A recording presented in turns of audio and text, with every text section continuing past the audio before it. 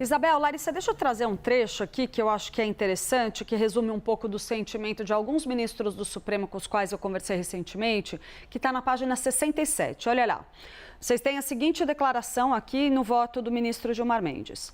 Conforme demonstrado ao longo deste voto, o processo de impeachment de magistrados, especialmente no caso de ministros do Supremo Tribunal Federal, deve ser analisado com uma consideração profunda sobre as garantias constitucionais que protegem a magistratura e a independência do Poder Judiciário. Tais garantias foram concebidas com o objetivo de assegurar que os magistrados pudessem exercer suas funções sem pressões externas, sejam políticas ou outras, e sem o risco de sofrerem retaliações pelo conteúdo das suas decisões. Por que eu considero esse trecho aqui um dos mais importantes, me parece, da decisão do ministro? Porque casa muito com o que se ouve nos bastidores da Corte a respeito, por exemplo, dos ataques feitos pelo bolsonarismo a Alexandre de Moraes, tentando pedir que ele se retirasse, por exemplo, do processo da trama golpista.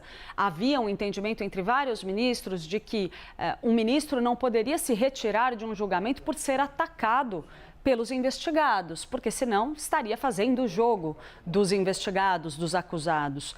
E um outro ponto que eu acho que é muito interessante a gente observar aqui é que isso remete à questão das sanções impostas por meio da Lei Magnitsky.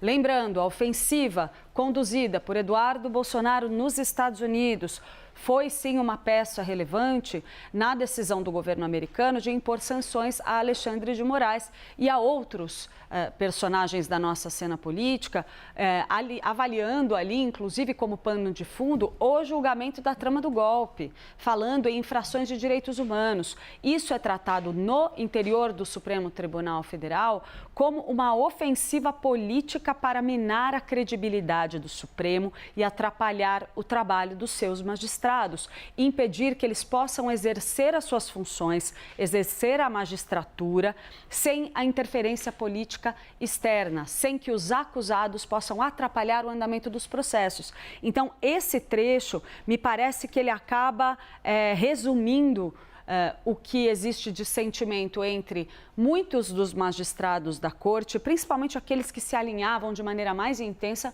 à figura do ministro Alexandre de Moraes ao longo de todo esse processo da trama do golpe.